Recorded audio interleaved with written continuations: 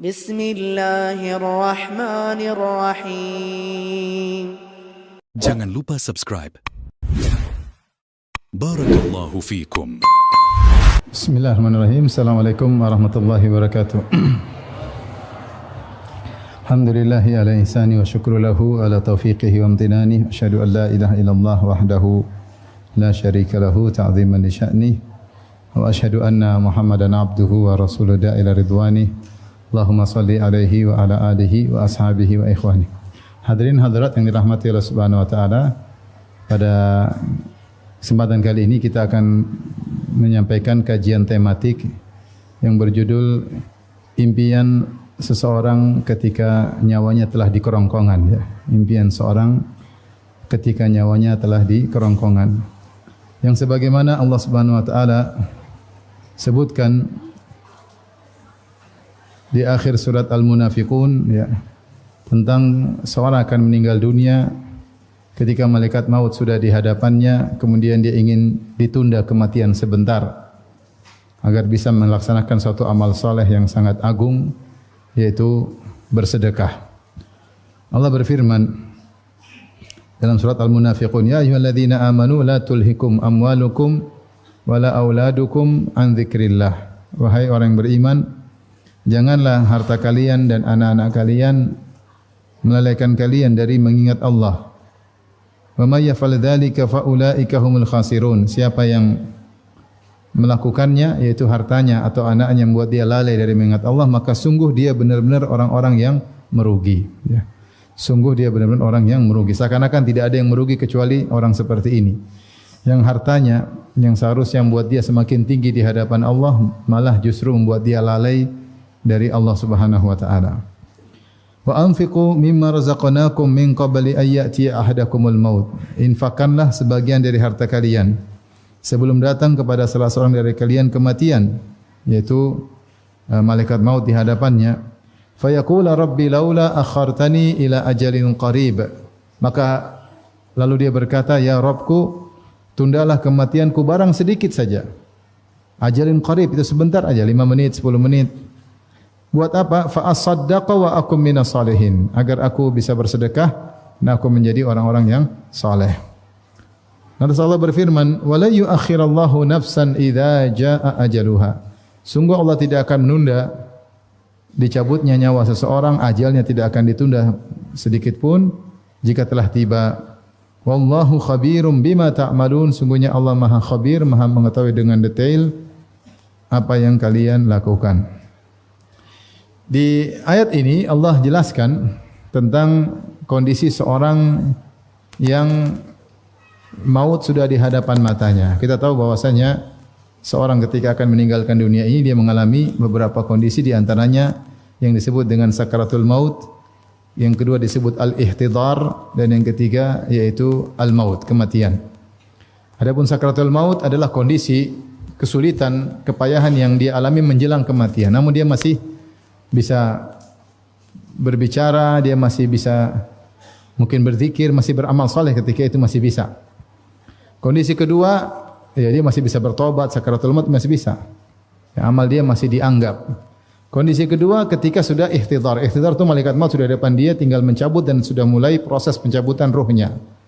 Atau disebut juga dengan hal al-mu'ayanah, kondisi melihat.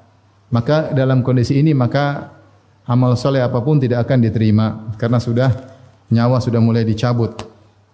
Disebut dengan al-ihtidar, nyawa mulai dicabut. Seperti Fir'aun ketika sudah melihat malaikat maut maka dia bertobat, ya.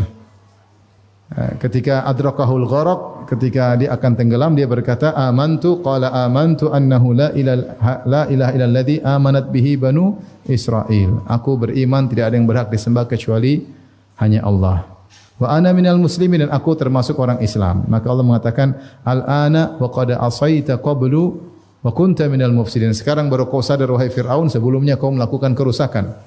Dia mengucapkan la ilaha illallah, tidak diterima tobatnya. Kenapa? Karena sudah maut dia lihat di hadapan matanya, mu'ayanah, dia melihat kematian. Kemudian juga seperti dalam ayat ini, ya, dia sudah mau mati, maka dia ingin ditunda kematiannya. Nabi juga bersabda, "Innallaha yaqbalu taubatal 'abdi ma lam yugharghir." Allah menerima taubat seorang hamba sebelum nyawanya di kerongkongan. Ini namanya ihtidhar. Malik nyawa sudah mau keluar. Kalau nyawa sudah keluar dari tubuh namanya al-maut, kematian.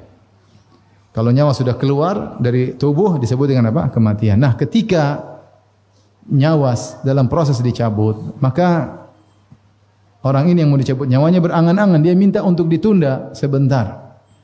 Namun kita tidak melihat perkataannya tersebut. Ya. Makanya Allah mengatakan dalam Al-Quran, "Falaula idza balagatil hulqum wa antum hina idzin tanzurun wa nahnu aqrabu ilaihi minkum walakin la tubsirun." Kata Allah, ketika roh sudah sampai di kerongkongan, wa antum hina idzin tanzurun, ketika itu kalian, ini ada orang mau mati di atas tempat tidur, nyawa sudah di kerongkongan, kita enggak lihat datangnya malaikat maut ingin mencabut nyawanya. Kalian yang hadir di situ tidak melihat. Falaula idza balagatil hulqum wa antum hina idzin tanzurun, ketika itu kalian sedang melihat orang tersebut. Wa nahnu aqrabu ilaihi minkum walakin la tubsirun. Kami lebih dekat kepada orang tersebut daripada kalian, para pengunjung, para penjenguk, akan tapi kalian tidak melihat kami. Itu malaikat tidak terlihat. Sesungguhnya orang ini ketika akan dicabut nyawanya dia berbicara, tapi kita enggak lihat dia berbicara. Dia mengatakan, fa yaqula rabbi laula akhartani ila ajalin qarib. Ya Rabbku, tundalah kematianku barang sebentar. Barang sebentar, cuma 5 menit, 10 menit, sebentar aja. Apa yang ingin dia lakukan dengan waktu yang sebentar tersebut? Dia ingin fa as-saddaqa, dia ingin bersedekah. Para ulama khilaf tentang kenapa orang ini ketika dia akan mau meninggal dunia, dia berangan-angan ingin sedekah. Dia tidak bilang saya ingin salat, saya ingin puasa, saya ingin, tapi dia ingin sedekah. Kenapa? Ya. Ada yang mengatakan karena dia tidak ingin seperti orang-orang munafik yang punya harta tapi pelit.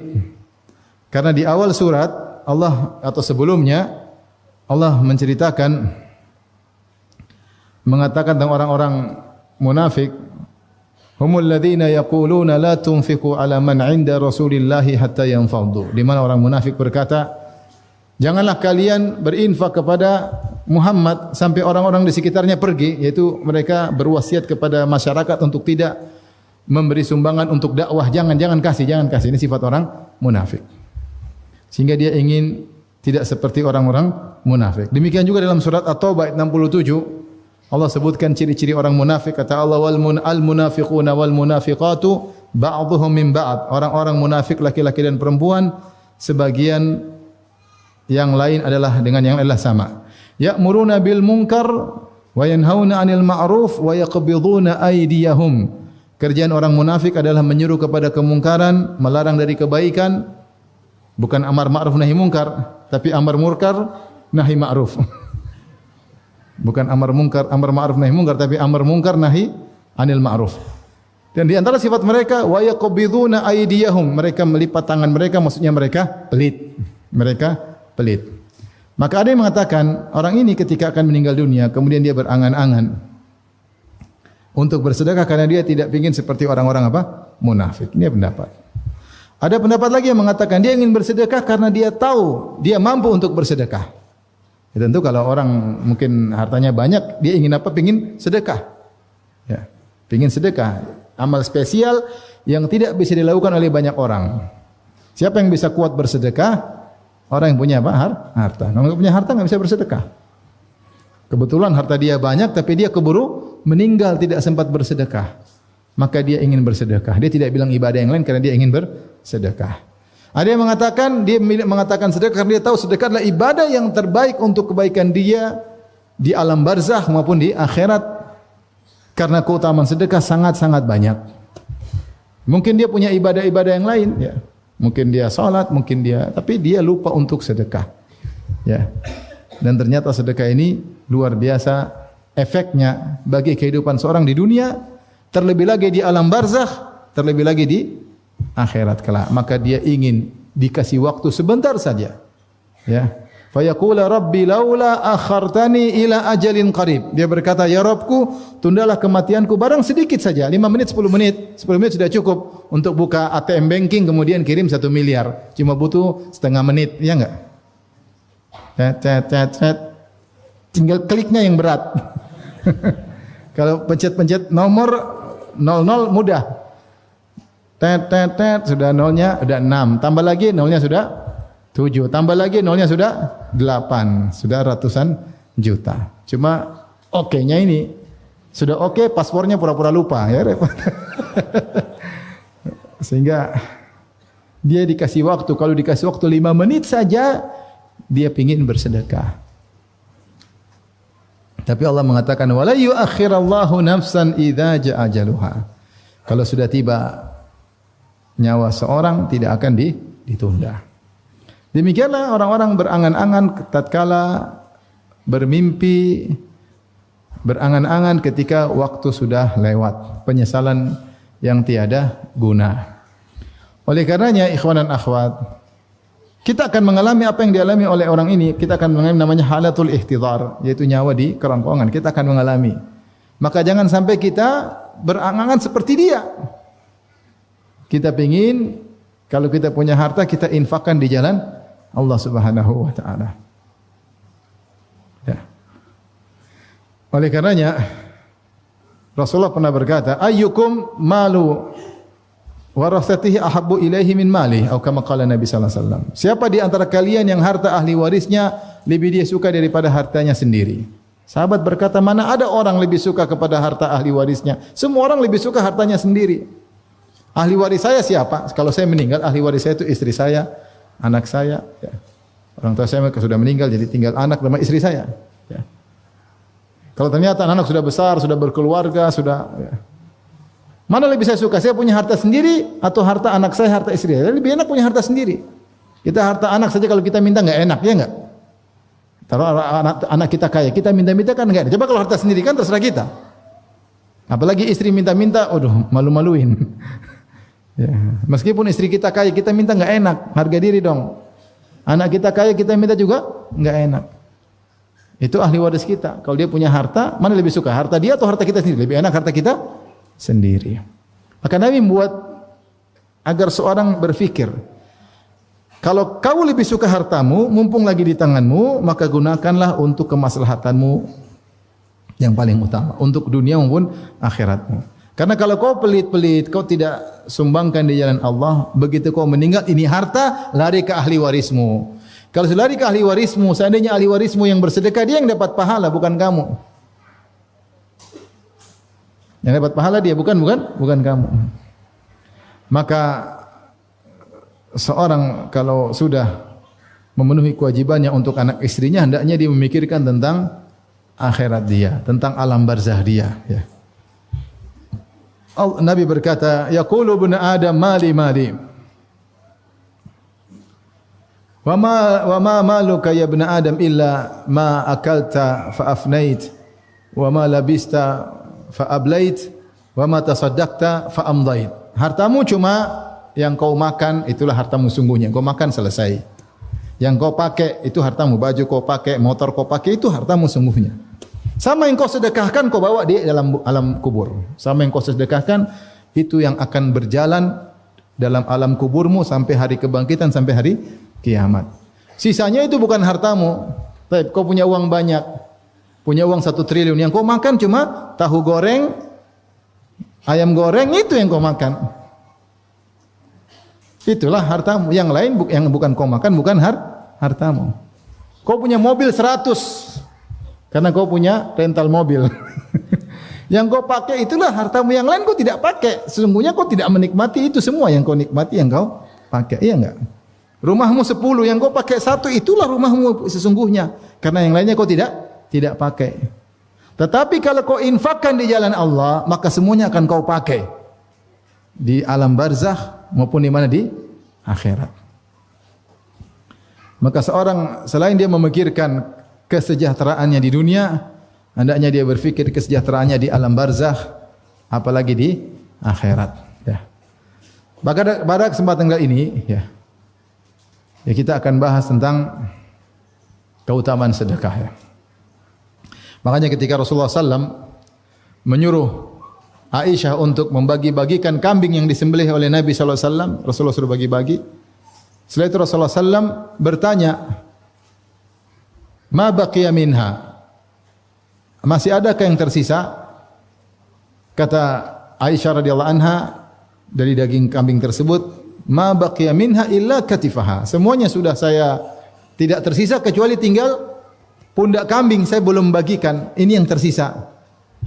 Nabi kemudian mengatakan kepada Aisyah radhiyallahu anha, baqiya kulluha illa katifaha, justru yang tersisa, ya, semuanya tersisa di akhirat. Justru yang belum dibagi itulah yang tidak tersisa di akhirat. Itu yang akan sirna. Ya. Semua yang dibagi justru itu yang tidak sirna. Yang tidak dibagi itulah yang sirna, tidak ada faedahnya. Oleh karenanya harta yang kita infakkan di jalan Allah itulah yang tersisa buat kita dunia dan akhirat. Bukankah Rasulullah SAW bersabda, yatba'ul mayit salas, bahwasanya mayat diikuti oleh 3 perkara. Ahluhu wa maluhu wa amaluhu, diikuti oleh istri, keluarganya, anak istrinya, diikuti oleh hartanya, yaitu budak-budaknya, mungkin mobilnya ikut ngantar, ya. Dan amalnya. Fayarji al-ithnan, maka 2 pergi meninggalkan dia, yaitu hartanya, keluarganya meninggalkan dia. Wa yabqa salis, dan tinggal 1, yaitu amalnya. Bukankah kondisi kita demikian kalau kita sudah meninggal dunia? Benar anak kita datang, istri kita datang, tapi mereka akan meninggalkan kita. Bahkan ketika mereka meninggalkan kuburan, Allah membuat telinga kita mendengar langkah kaki mereka meninggalkan kita, semakin menjauh hingga hilang. Jelaslah bahwasanya kita pasti sedang sendirian. Istri yang kita cintai yang katanya hidup semati, ternyata tidak. Sehidup semati katanya. Sehidup semati, bukan sehidup semati. Saya hidup kamu mati maksudnya. Sehidup semati. Tidak ada istri bilang saya juga mau dikubur bersama kamu. Omong kosong. Akhirnya kita meninggal, mungkin saja dia kawin lagi, mungkin. Kemudian mobil kita yang kita beli dipakai sama laki-laki yang baru.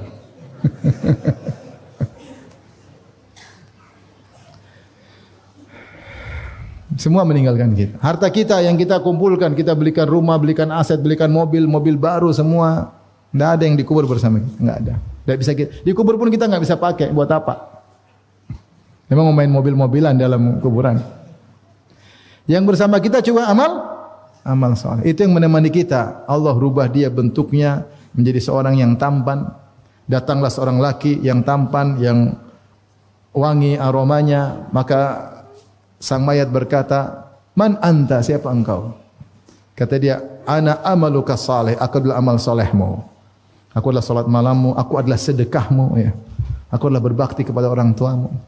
Oleh karenanya agar harta kita bisa ikut dalam kuburan, maka rubah jadi amal saleh. Rubah jadi amal saleh. Dengan disedekahkan di jalan Allah, maka akan menemani kita di kuburannya. Saya ditelepon kawan, "Ustaz, kirim nomor rekening." "Buat apa?" "Saya mau sedekah, Ustaz." Masya Allah. "Ya, saya mau harta saya nemani saya di kuburan." Dia bilang. "Saya ingin harta saya nemani saya di kuburan. Ini kirim rekening, ini ada yang butuh, kirim sana." Dia bilang dengan lapangnya, dengan lempengnya, "Saya ingin harta saya nemani saya di kuburan." Oleh karenanya, pada kesempatan kali ini kita akan menyebut tentang keutamaan sedekah, ya, agar kita semua termotivasi, baik pembicara maupun yang mendengarkan.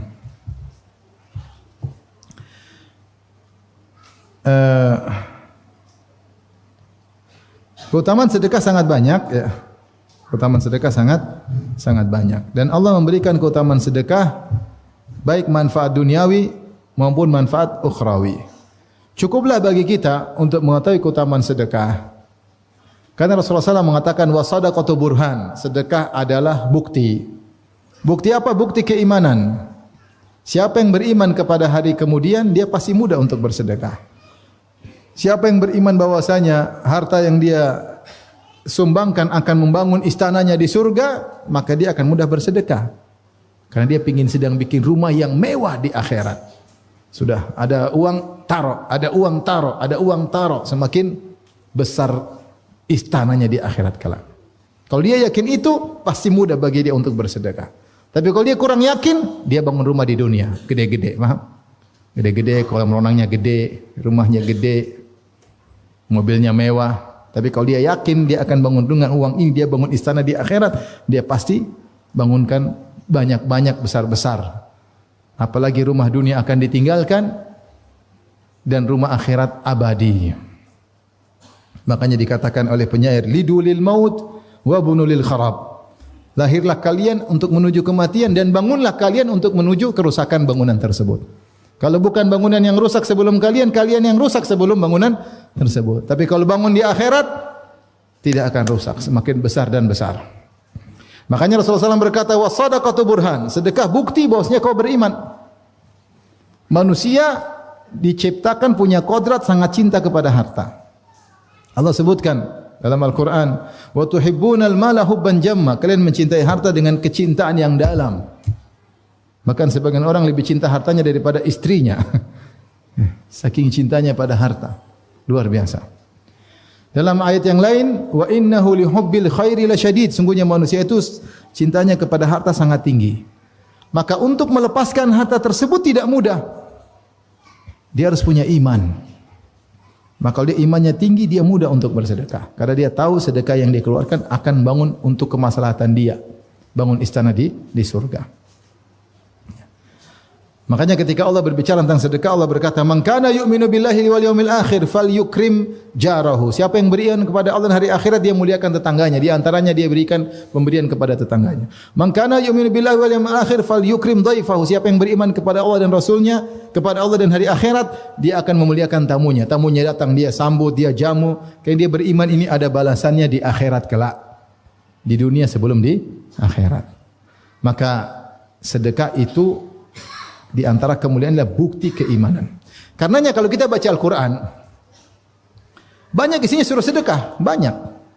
Wa anfiqu mimma razaqnakum, infakkan. Ya. Ladzina yunfiquna amwalahum fi sabilillah, yang berinfak ya Allah Subhanahu wa taala. Banyak sekali. Falaqatahamal aqabah wa ma adraka mal aqabah fakku raqabah aw it'amun fi yaumin dhi masghaba yatiman dha matraba. Yatiman dha maqraba atau miskinan dha matraba. Kata Allah, kalau dia ingin melewati halangan untuk masuk surga, apa yang dilakukan? Fakkur raqabah, merdekakan budak. Butuh duit atau tidak? Butuh duit. Au it'amun fi yaumin dhi masghaba, atau bagi-bagi makanan di tatkala musim kelaparan, bagi makanan butuh duit atau tidak? Sedekah. Yatiman dha maqrabah, bantu anak yatim yang masih punya kekerabatan, bantu juga butuh biaya. Au miskinan dha matraba, atau dia bantu orang miskin yang tidak punya apa-apa kecuali tanah, juga butuh sedekah. Jadi dalam Al-Quran banyak sekali sedekah banyak sekali.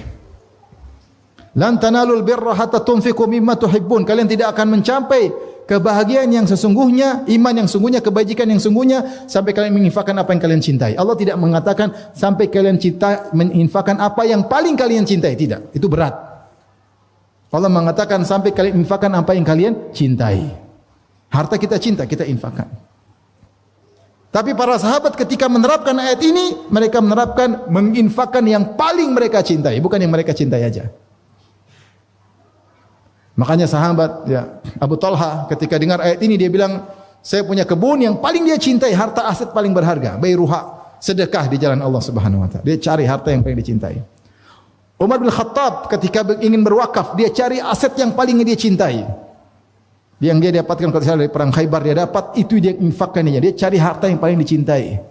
Khalid bin Walid ketika berwakaf, yang senjata dia infakkan itu harta yang paling dia cintai. Itu sahabat karena imannya kepada hari akhirat sempurna.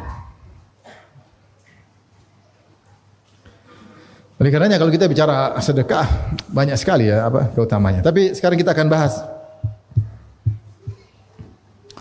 Ya, coba Rasulullah mengatakan, as-sa'i 'alal armala wal aitam kal mujahid fi sabilillah. Yang ngurusin janda dan anak yatim seperti berjihad di jalan Allah. Ngurus pakai duit enggak? Bukan cuma pakai tenaga, juga butuh apa? Duit. Paling tidak nyarikan bantuan buat mereka. Pahalanya banyak. Apalagi ngurus anak yatim. Ana wa kafil yatim ka hataini fil jannah. Aku dan pengurus anak yatim seperti di surga. Ngurus anak yatim butuh biaya. Kalau pelit enggak bisa ngurus anak yatim. bawa ke rumah, diurusin, disekolahkan seperti anak sendiri, butuh biaya. Taib. Kita akan bahas keutamaan sedekah. Taib. Pertama kita akan bahas keutamaan sedekah di dunia. Apa sih keutamaan sedekah di dunia? Di antara kehebatan sedekah, Allah berikan keutamaannya di dunia sebelum di akhirat.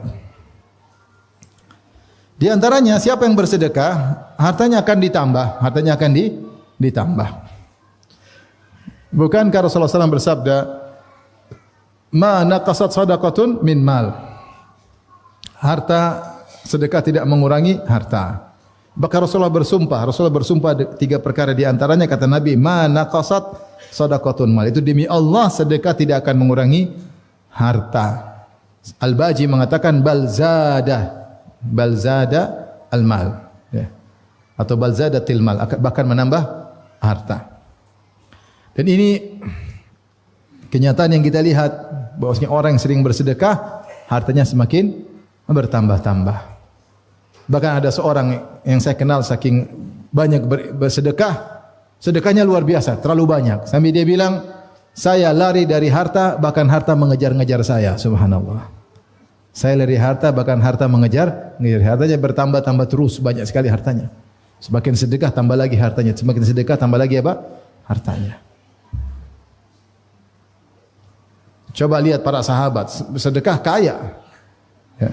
Utsman bin Affan kaya, sedekah kaya.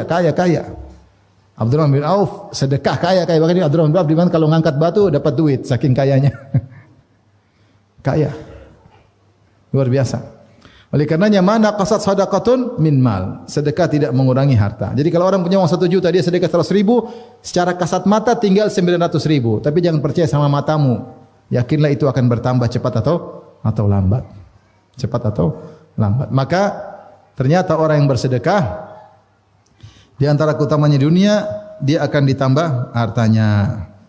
Kemudian di antara faedah di dunia, orang yang bersedekah akan mendapatkan husnul khatimah. Ya, dapat kematian yang indah. Kata Rasulullah SAW, "Sana'iul ma'ruf taqi masari asu." Berbuat baik kepada orang lain, membantu orang lain akan mencegah dari kematian yang buruk. Mencegah dari kematian yang buruk, kematian yang mengenaskan, akan terhindar dari kematian model seperti itu, ya. Kemudian juga bahwasanya sedekah akan menghalangi orang dari berbagai macam bala. Berbagai macam bala, banyak bencana yang menimpa dia terhalangi karena dia bersedekah. Subhanallah. Dan ini kaidah al-jaza' min jinsil amal, balasan sesuai dengan perbuatan. Dia menghilangkan bencana orang, dia menghilangkan kesulitan orang, dia menghilangkan, akhirnya dia dicegah dari bala.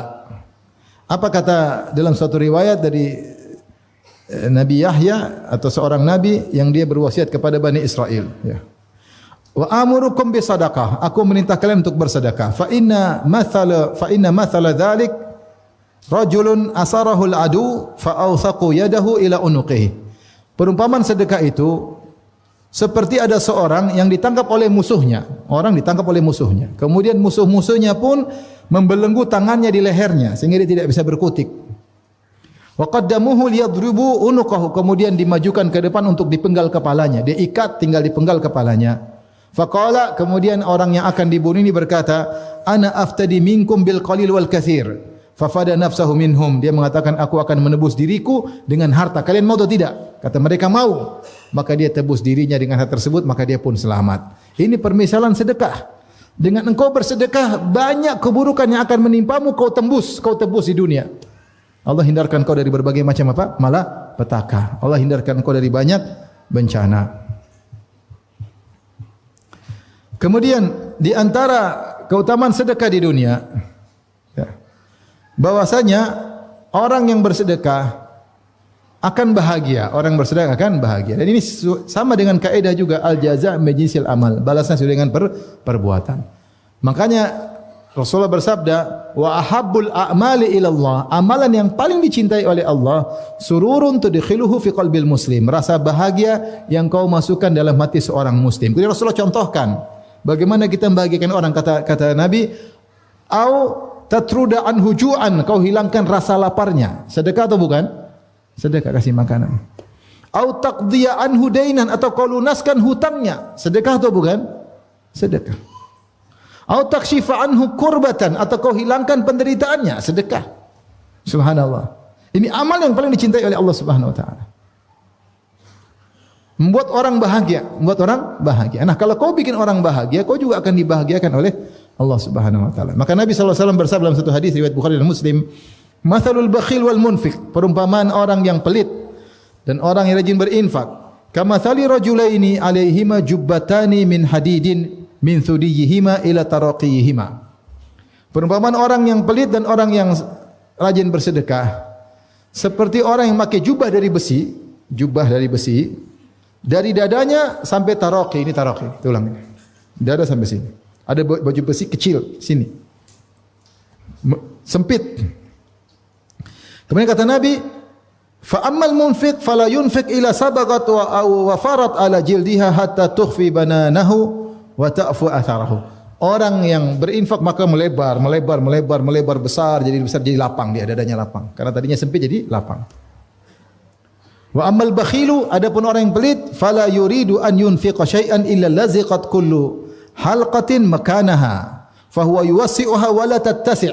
Adapun orang yang pelit, dia mau berinfak tapi dia pelit sehingga dadanya semakin sempit, baju tadi semakin sempit. Dia ingin kasih lepas, enggak bisa, semakin apa? Sempit. Semakin kokoh halaqah lingkaran-lingkaran baju besi tersebut semakin kokoh sehingga dia semakin dadanya sempit. Ini dalil bahwasanya orang yang bersedekah dadanya lapang. Makanya Rasulullah SAW ketika didatangi oleh seorang dan dia berkata, yashku qaswata qalbihi, dia mengeluhkan tentang kerasnya hatinya. Maka Rasulullah berkata, in aradta talyina qalbi, kalau kau ingin hatimu lapang, fa'atimil miskin, maka beri makan kepada fakir miskin, kau akanlah hatimu lapang. Tadinya keras jadi lembut. Wamsah ra'sal yatim, dan usap kepala anak yatim. Coba antum terapkan itu. Kalau antum tidak ada lagi sempit, lagi keras, kayaknya susah untuk terenyuh baca Quran, kasih makan orang. InsyaAllah hati menjadi lembut. Kenapa kau berbuat baik sama orang, kau akan bahagia. Cari anak yatim, usap kepalanya. Tapi jangan usap terus, kasih duit. Dek, Masya Allah. Satu lagi, dek. Kasih duit. Kenapa? Ketika kau usap tanganmu di kepala anak yatim, dia sangat bahagia karena jarang yang usap kepalanya. Bapaknya enggak ada. Anak-anak lain dijemput bapaknya tunggu di sekolah, dia enggak ada yang seperti itu. Kau menghilangkan pelipur lara meskipun sedikit. Apalagi kalau kasih duit ya. Oleh karenanya orang yang membagi kebahagiaan, dia ikut apa? Bahagia. Ya. Sampai dibahas secara medis. Apakah orang membagi kebahagiaan ikut bahagia? Dia dibahas. Saya mau baca di internet ada. Saya pernah baca. Pengaruh secara medis, psikologi. Bahwasanya orang kalau berbagi kebaikan, membantu orang lain, dia juga akan apa? Akan bahagia. Dia juga akan bahagia. Ya. Maka siapa yang tidak ingin dadanya lapang? Makanya Nabi Musa alaihissalam ketika berdoa, doa yang pertama dia mintalah dada yang lapang. Rabbi syrahli sadri wa yassirli amri. Baru dia bilang, ya Allah, mudahkan urusanku. Kalau urusan susah tapi dada lapang, nyaman, tidak apa-apa. Sulit tapi dada lapang. Tapi urusan mudah, dada enggak lapang, sakit hati. Padahal mudah tapi dia merasa berat. Kenapa? Dadanya sempit. Makanya di antara nikmat yang Allah berikan kepada Nabi, alam nashrah laka sadrak. Bukankah kami telah membuat dadamu apa? Lapang. Oleh karena siapa yang ingin dadanya lapang? Sedekah. Ikhlas karena Allah. Tidak ingin pujian sama sekali. Tidak ingin sanjungan sama sekali. Tidak ingin balasan sama sekali. Benar-benar murni karena Allah. Maka dia akan mendapatkan keutamaan sedekah. Ya. Di antaranya dadanya menjadi lapang. Di antaranya juga bahwasanya sedekah bisa menyembuhkan penyakit. Jika seorang bersedekah ingin penyakitnya sembuh, boleh. Dalam hadis yang dihasankan oleh Syekh Al-Albani rahimahullah, Rasulullah SAW bersabda, "Dawu mardhakum bis sadaqah." Sembuhkanlah orang-orang sakit di antara kalian dengan bersedekah. Ya. Saya dulu pernah ada kawan dari Madinah nitip uang untuk bangun sumbangkan karena ada kakaknya atau saudaranya sakit, pingin sembuh. Sumbangkan. Ya. Pingin sembuh. Ya. Disebutkan, ya, Ibnu Mubarak, ada seorang bertanya kepada Ibnu Mubarak, an kurhatin kharajat fi rukbatihi mundu sab'i sinin. Ada luka keluar di lututnya, luka tidak sembuh-sembuh sudah 7 tahun. Waqat ala jabi anu alillah, sudah berobat, berusaha macam-macam obat, macam-macam dokter, macam-macam tabib namun tidak bermanfaat. Maka dia berkata, idhab fa akhfir bi'ran fi makanin hajatin ilal ma. Pergilah engkau cari tempat di mana orang butuh air, gali sumur di situ. Fa inni arju an yanbu'a hunaka ainun wa yumsik anka dam. Saya berharap di situ ada mata air yang keluar, kemudian darahmu akan berhenti, tidak keluar lagi lukamu. Fa fa'ala rajul fa bari'a, maka dia pun lakukan dan akhirnya sembuh. Tapi kita akan bahas secara singkat tentang keutamaan sedekah di akhirat. Yang pertama tadi, sedekah kalau harta kalau disedekahkan akan menjadi amal soleh yang menemani di alam barzakh. Semakin banyak sedekah maka semakin indah amal yang menemani tersebut. Adapun kalau tidak kita sedekahkan maka hanya menemani kita di dunia. Itu pun masih banyak kalau orang kaya hartanya tidak bisa dia nikmati. Dia hanya ngumpulin buat orang lain. Dia sendiri terkadang tidak bisa menikmati. Benar-benar kita nikmati harta tersebut, begitu kita mati, semua harta yang kita sedekahkan langsung kita nikmati di alam barzakh. Tapi ketika dibangkitkan, maka seorang sedekahnya akan menjadi naungannya pada hari kiamat kelak. Kata Nabi sallallahu alaihi wasallam, kullu mri'in tahta sadaqatihi yaumal qiyamah hatta yuqda bainan nas. Atau kama qala Nabi sallallahu alaihi wasallam, seluruh masing-masing orang di bawah naungan sedekahnya sampai selesai persidangan Allah Subhanahu wa taala. Untuk menanti persidangan mungkin ribuan tahun, di padang mahsyar 50.000 tahun. Kemudian matahari jarak 1 mil. Di masa menanti tersebut sampai orang selesai di sidang, sedekahnya akan menaunginya. Semakin banyak sedekahnya, maka semakin luas apa? Naungannya. Dia semakin nyaman. Orang pada kepanasan di bawah terik matahari jarak 1 mil, dia merasa nyaman karena dinaungi oleh sedekahnya. Kemudian sedekahnya akan menghalangi dia dari neraka jahanam. Kata Nabi sallallahu alaihi wasallam, fattaqun nara walau bisyikki tamrah. Hindarkanlah dirimu dari neraka meskipun bersedekah hanya sepenggal korma. Kalau kau tidak punya harta kecuali 1 butir korma, sedekah sepenggalnya. Ya. Makanya ketika Nabi sallallahu alaihi wasallam mengatakan kepada para wanita,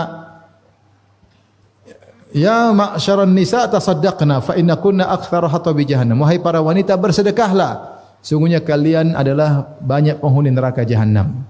Kenapa? Karena kalian banyak tidak bersyukur kepada suami, kalian suka mengeluh, kata Nabi sallallahu alaihi wasallam. Jadi Nabi mengarahkan para wanita agar selamat dari neraka jahanam. Apa yang Rasulullah suruh? Bersedekahlah.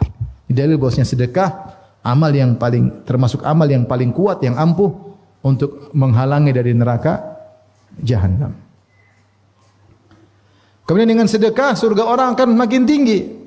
Allah berfirman, "Matsalul ladzina yunfiquna amwalahum fi sabilillahi kamatsali habbatin ambatat sab'a sanabila fi kulli sumbilatin mi'atu habbah. Wallahu yudha'ifu liman yasha. Wallahu wasi'un alim." Perumpamaan orang yang bersedekah di jalan Allah, ingat, sedekah di jalan Allah. Perumpamannya seperti satu benih yang menumbuhkan 7 bulir, setiap bulir ada 100 biji. Jadi 1 menjadi 700. Kata para ulama, amal soleh minimal 10.